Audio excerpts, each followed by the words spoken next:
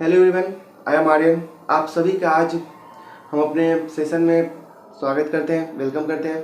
आज का जो हमारा सेशन होने वाला है वो बहुत ही ज़बरदस्त होने वाला है। तो आज का सेशन बिल्कुल भी मिस नहीं कीजिएगा, क्योंकि यह जो सेशन है यानी आज का जो क्लास है वो आपके 12th बोर्ड एग्जाम्स के लिए भी बहुत ही इंपॉर्टेंट है, कॉम्पिटिटिव एग्जाम्स के लिए भी यह इम्पॉर्टेंट है। पर आप लोग 12th में जो छात्र छात्राएँ हैं उन सभी को भी ये इस क्लास से बहुत सारी मदद मिलने वाली है, क्योंकि आज का जो टॉपिक है वो संविधान सभा है। तो संविधान सभा के एक छोटा सा टॉपिक हम लिए हुए हैं जिसका नाम है समितियां एवं उनके अध्यक्ष। ठीक है, यानी समिति हम पढ़ेंगे।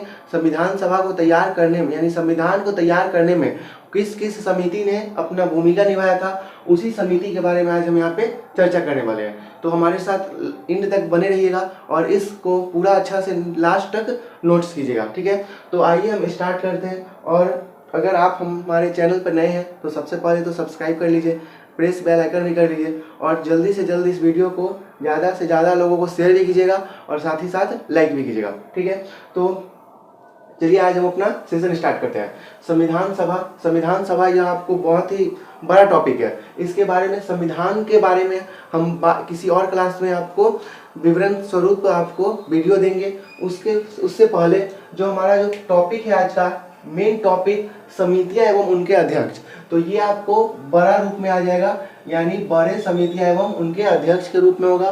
तो आइए हम स्टार्ट करते हैं। सबसे पहला है प्रारूप समिति। ठीक है, तो प्रारूप समिति डॉक्टर बी आर अम्बेडकर इनके अध्यक्ष थे, यानी प्रारूप समिति के डॉक्टर बी आर अम्बेडकर आपको अध्यक्ष थे। ठीक है, और ये आपको स्वतंत्र भारत के प्रथम विधि मंत्री भी थे।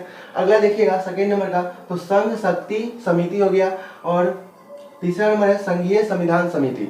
संघ शक्ति समिति और संघीय संविधान समिति ये है आपको पंडित जवाहरलाल नेहरू। ठीक है, पंडित जवाहरलाल नेहरू हमारे भारत के प्रथम प्रधानमंत्री और विदेश मंत्री भी रह चुके थे।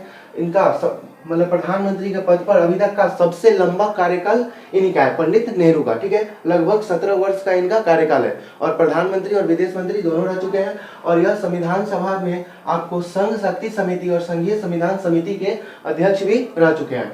अगर देखिएगा चौथा नंबर क्या करें, प्रांतीय संविधान समिति, सरदार वल्लभ भाई पटेल, यानी प्रांतीय संविधान जो समिति था उसके अध्यक्ष कौन थे, तो आपको सरदार वल्लभ भाई पटेल। और सरदार वल्लभ भाई पटेल को आयरन मैन ऑफ इंडिया यानी भारत का लौह पुरुष भी कहा जाता है। ये स्वतंत्र भारत के प्रथम गृह मंत्री और उप प्रधानमंत्री भी बने। उसके बाद आपको जो हमारे मतलब स्वतंत्रता के बाद देसी रियासतों का जो एकीकरण हुआ उसमें सबसे बड़ा भूमिका जो है वो आपको सरदार वल्लभ भाई पटेल ने ही निभाया था। अगला देखिएगा पांचवा नंबर क्या करा है, प्रक्रिया नियम समिति और संचालन समिति। इस दोनों के जो अध्यक्ष हैं वो है आपको डॉक्टर राजेंद्र प्रसाद जी। ठीक है, डॉक्टर राजेंद्र प्रसाद जी आपको प्रक्रिया नियम समिति और साथ ही साथ संचालन समिति के अध्यक्ष थे। ये आपको भारत के प्रथम राष्ट्रपति थे। क्या कहेंगे, प्रथम राष्ट्रपति कहेंगे। और राष्ट्रपति के पद पर अभी तक का इनका सबसे लंबा कार्यकाल है जो कि 12 वर्षों का था। 1950 ईस्वी में इनको राष्ट्रपति पद के लिए नियुक्त किया गया और 1962 ईस्वी तक इनका पदभार रहा था। आपको डॉक्टर राजेंद्र प्रसाद की ये प्रथम राष्ट्रपति भी थे और ये आपको प्रक्रिया नियम समिति और संचालन समिति के अध्यक्ष भी थे। डॉक्टर बी आर अम्बेडकर कहेंगे ये आपको स्वतंत्र भारत के क्या थे, तो प्रथम विधि मंत्री यानी प्रथम कानून मंत्री थे। पंडित जवाहरलाल नेहरू का चर्चा करेंगे, ये आपको क्या थे, तो ये थे प्रथम प्रधानमंत्री। क्या थे, प्रथम प्रधानमंत्री और साथ ही साथ प्रथम विदेश मंत्री भी थे। क्या थे, तो प्रथम विदेश मंत्री भी। छोटा बात है, इसको भी हम क्लियर करते ही चलते हैं। सरदार वल्लभ भाई पटेल कहेंगे तो ये आपको प्रथम गृह मंत्री और क्या थे, तो उप प्रधानमंत्री भी थे, उप प्रधानमंत्री। ठीक है, तो याद रखिएगा ये सारे जो आपको बताए गए हैं यहाँ से बहुत सारे 12th बोर्ड्स में पूछेगा। डॉक्टर बी आर अम्बेडकर प्रथम विधि मंत्री कहेंगे, पंडित जवाहरलाल नेहरू प्रथम प्रधानमंत्री और विदेश मंत्री कहेंगे। उसके बाद आ जाएंगे सरदार वल्लभ भाई पटेल, ये प्रथम गृह मंत्री और उप प्रधानमंत्री हो गए। फिर है आपको डॉक्टर राजेंद्र प्रसाद, ये प्रथम राष्ट्रपति हैं, इनका सबसे लंबा कार्यकाल है राष्ट्रपति के पद पर। और पंडित नेहरू का सबसे लंबा कार्यकाल है किसके ऊपर, तो आपको प्रधानमंत्री के पद के ऊपर। सबसे पहले बने थे और इनका सबसे लंबा कार्यकाल, सबसे पहले राष्ट्रपति बने डॉक्टर राजेंद्र प्रसाद, सबसे लंबा कार्यकाल, याद रखिएगा। ठीक है, अगर आपको उस समय बाई मिस्टेक भूल जाइएगा तो याद कीजिएगा कि सबसे पहला जो है उसी का क्या है, सबसे लंबा कार्यकाल है। तो इसको आप लोग अच्छे से नोट्स कर लीजिए।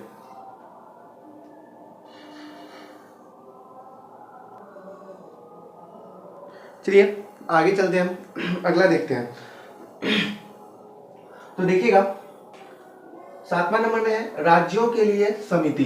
राज्यों के लिए समिति है, उसके अध्यक्ष आपको पंडित जवाहरलाल नेहरू ही थे, ठीक है। अगर देखिएगा मौलिक अधिकारों एवं अल्पसंख्यकों के संबंधी परामर्श समिति, यानी जो मौलिक अधिकार और अल्पसंख्यक का जो संबंधी आपको परामर्श समिति था, उसके अध्यक्ष सरदार वल्लभ भाई पटेल को बनाया गया था। उसके बाद इसमें आपको जो मौलिक अधिकारों एवं अल्पसंख्यकों संबंधी परामर्श समिति है, उसके अंतर्गत 2 उप समितियां थी। क्या थी? 2 आपको उप समितियां, यानी ये जो है आपको उप समिति है, ये दोनों क्या है? उप समिति है। यह उप समिति किसके अंतर्गत है?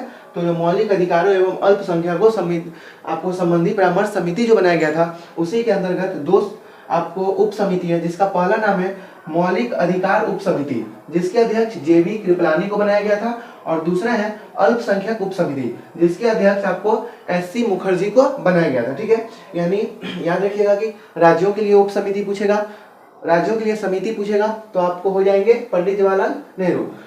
अगला पूछेगा मौलिक अधिकारों एवं अल्पसंख्यकों संबंधी परामर्श समिति, इसके अध्यक्ष पूछेगा तो सरदार वल्लभ भाई पटेल को कहा जाएगा। और इसके अंतर्गत यानी मौलिक अधिकारों एवं अल्पसंख्यक संबंधी परामर्श समिति के अंतर्गत 2 उप समिति बनाया गया था, जिसमें पहला समिति था मौलिक अधिकार उप समिति। क्या था? मौलिक अधिकार उप समिति, जिसके अध्यक्ष थे आपको जेबी कृपलानी, और दूसरा था अल्पसंख्यक उप समिति, जिसके आपको अध्यक्ष थे एससी मुखर्जी। तो याद रखिएगा आपको किसके अंतर्गत क्वेश्चन पूछा जाता है कंपटीशन एग्जाम्स में कि किसके अंतर्गत यानी किस समिति के अंतर्गत 2 उप समितियां भी बनाई गई थी, तो वो हो जाएगा आपको मौलिक अधिकारों एवं अल्पसंख्यकों संबंधी परामर्श समिति, जिसके अध्यक्ष सरदार वल्लभ भाई पटेल थे। उसी के अंतर्गत 2 उप समितियां बनाई गई थी, मौलिक अधिकार उप समिति, अल्पसंख्यक उप समिति। मौलिक अधिकार उप समिति के अध्यक्ष जेबी कृपलानी को बनाया गया था, और दूसरा में है अल्पसंख्यक उप समिति, इसके अध्यक्ष आपको एससी मुखर्जी को बनाया गया था। इसका स्क्रीनशॉट ले लीजिएगा और आपका 8 जो है उसको क्लियर कर लीजिएगा।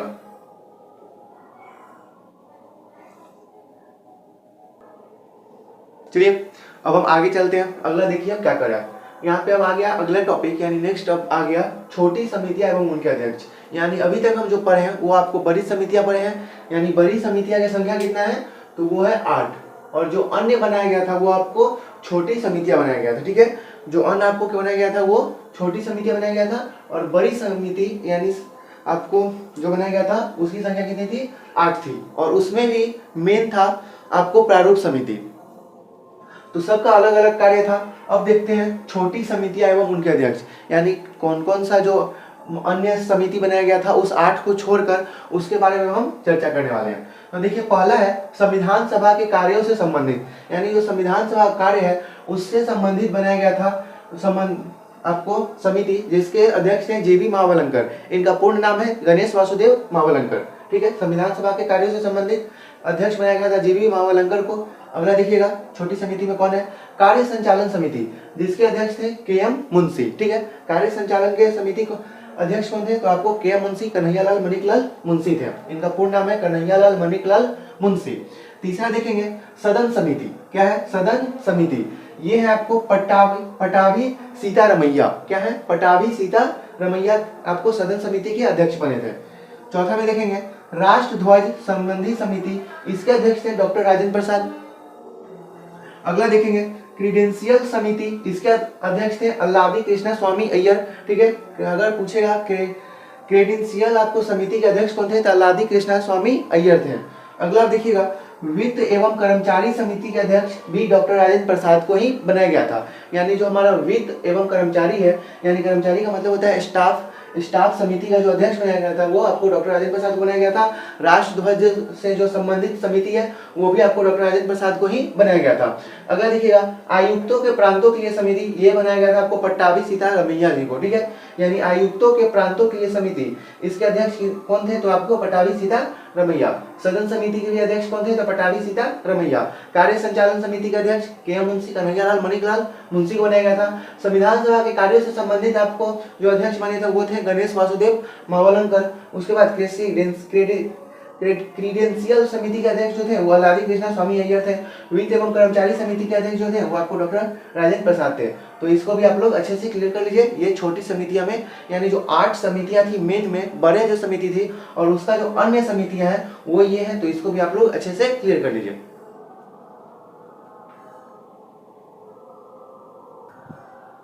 चलिए अब अगला देखते हैं आगे क्या कर रहे हैं छोटी समितियां में। आपको 8वां नंबर में देखिएगा सर्वोच्च न्यायालय के लिए समितियां, यानी सर्वोच्च जो न्यायालय होता है, आप जानते हैं कि भारत में 3 प्रकार का न्यायालय यानी एकीकृत हमारा न्यायपालिका है। इसमें आपको 3 प्रकार के न्यायालय होते हैं, एक सर्वोच्च न्यायालय, एक उच्च न्यायालय जिसको हाई कोर्ट कहते हैं, एक सर्वोच्च न्यायालय जो आपको दिल्ली में स्थित है, पूरे भारत में एक है। उसके बाद आपको उच्च न्यायालय जो आपको 25 है उसकी संख्या। उसके बाद आता है जिला न्यायालय, उसी को हम कहते हैं अधीनस्थ न्यायालय, उसकी संख्या आपको 750 से अधिक है अभी भारत में, ठीक है। तो उसका आप डाटा देख लीजिएगा जिला न्यायालय का। वो आपको जिस हिसाब से जिला बढ़ता घटता है, घटता नहीं है, बढ़ता जिस हिसाब से है उसी हिसाब से आपको उसका संख्या भी बढ़ता चला जाता है, ठीक है। तो सर्वोच्च न्यायालय के लिए जो समितियां हैं उसके अध्यक्ष बने थे एम वर्दाचार्य, ठीक है। एम वर्दाचार्य किसके अध्यक्ष बने थे? तो वो आपको सर्वोच्च न्यायालय के लिए जो समितियां गठित की गई थी उसके अध्यक्ष बनाए गए थे एम वर्दाचार्य। अब थोड़ा सा ये 9वां नंबर ध्यान से देखिएगा क्योंकि यहाँ से एग्जाम में ये क्वेश्चन बहुत ज्यादा पूछा जाता है, वो कंपटीशन हो या आपको बोर्ड एग्जाम्स में हो, क्योंकि अब बोर्ड एग्जाम्स का पैटर्न भी चेंज हो गया है। अब ऐसा नहीं होता है कि आपको जो मॉडल पेपर रहेगा उसी से हूबहू उतार के दे देता है। अब आपको 2-3 साल से मतलब उसका क्वेश्चन जो बैंक देखा जा रहा है या मॉडल पेपर जो देखा जा रहा है उसमें आपको 11th यानी कंसेप्टेबल क्वेश्चन बहुत ही ज़्यादा रहते हैं, खासकर पॉलिटिकल साइंस में कंसेप्ट ही रहता है सिर्फ, ठीक है। आपको थोड़ा सा ध्यान देकर ही अब पढ़ना होगा। तो देखिएगा, मौलिक अधिकारों, अल्पसंख्यकों एवं जनजातीय बहिष्कृत क्षेत्रों के लिए जो सलाहकार समिति बनाई गई थी, एक बार और हम बोलते हैं, देखते रहिएगा। मौलिक अधिकारों, अल्पसंख्यकों एवं जनजातियों, मौलिक अधिकारों, अल्पसंख्यकों एवं जनजातीय व बहिष्कृत क्षेत्रों के लिए जो सलाहकार समिति बनाई गई थी उसके अध्यक्ष बनाए गए थे सरदार वल्लभ भाई पटेल जी को, ठीक है। सरदार वल्लभ भाई पटेल को कौन सा समिति का अध्यक्ष बनाया गया था? मौलिक अधिकारों, अल्पसंख्यकों, जनजातीय व बहिष्कृत क्षेत्रों के लिए सलाहकार समिति। एक बात आप यहाँ से याद रखिएगा, सरदार वल्लभ भाई पटेल का जहाँ पे आपको चर्चा आएगा वहां पे याद रखिएगा कि मौलिक अधिकार और अल्पसंख्यक का चर्चा होगा ही होगा। वहां पे कौन है? तो आपको सरदार वल्लभ भाई पटेल हैं। वो आपको बड़ा समिति जो था उसमें जो 8 आपको लिखवाए थे उसमें भी आपको एक था मौलिक अधिकार अल्पसंख्यक, उसमें भी आपको सरदार वल्लभ भाई पटेल बने थे, जिसमें आपको 2 उप समितियां भी बनी थी। उसके बाद आपको यहाँ पे आप लोग जो अन्य समितियां देख रहे हैं उसमें भी मौलिक अधिकार अल्पसंख्यक, यहाँ पे एक चीज जो है जनजातीय व बहिष्कृत क्षेत्रों के लिए सलाहकार समिति बनाया गया था, उसके भी अध्यक्ष थे आपको सरदार वल्लभ भाई पटेल ही, ठीक है। तो यहाँ से हम थोड़ा सा एक चीज जानेंगे, यहाँ से आप लोग जाने की जो समिति है, ठीक है, यहाँ से थोड़ा सा एक क्लियर कर लेते हैं। जो समिति था उसमें सबसे पहले आपको एक बड़ा समिति था, ठीक है, बड़ा समिति था, और दूसरा आपको छोटा समिति था जिसे हम अन्य समिति भी कह सकते हैं, ठीक है, या इसी को आप अन्य समिति भी कहिए। एक बड़ा समिति हो गया, एक आपको छोटा समिति हो गया। इसकी संख्या आपको 8 हो गई थी और इसकी संख्या अभी तक आपको 9 हो गई है, यानी इसमें आपको 8 जानना है। बड़ा समिति में, बड़ा समिति में आपको 8 गठित किया गया था, छोटा समिति में अभी आपको 9 गठित किया गया था। इसी हिसाब से आपको 8 और 9 मतलब छोटा समिति और बड़ा समिति बता दिया गया है। इसके बाद हम थोड़ा सा चर्चा करेंगे प्रारूप समिति पर। उससे पहले आप लोग इसका स्क्रीनशॉट ले लीजिए और अच्छे से समझिए। चलिए अब हम बोले थे प्रारूप समिति पर थोड़ा चर्चा करेंगे। देखिए, इसी का नाम है प्रारूप समिति, इसी को कहते हैं मसौदा समिति, इसी को कहते हैं हम पांडुलेखन समिति, ठीक है। ये तीनों एक ही चीज है, प्रारूप समिति का ही रूप है।